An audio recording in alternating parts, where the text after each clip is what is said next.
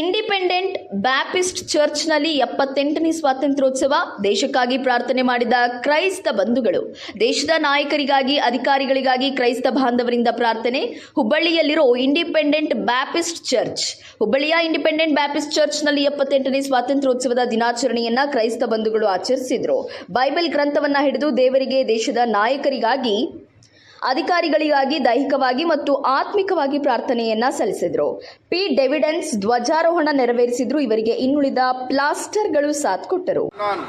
ప్రత్యేకంగా దైవజనురాలు పాస్టర్ గారు కూడా మరి ఎంతో బాధ ఉన్నప్పుడు కూడా దేవుడు ఆదరించి మరి కుటుంబాన్ని ప్రేమించి ఇలాగుగా మరి దేవుని సేవకులుగా వీళ్ళందరినీ కూడా మరి పరీక్షలు ఉండేటప్పుడు మంచి బలమైన మరి దాసురాలుగా దేవుడు ఏర్పాటు చేసుకున్నాడు.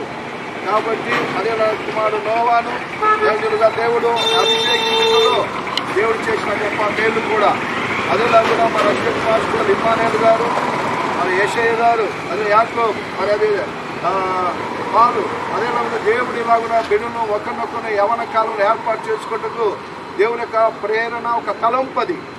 కాబట్టి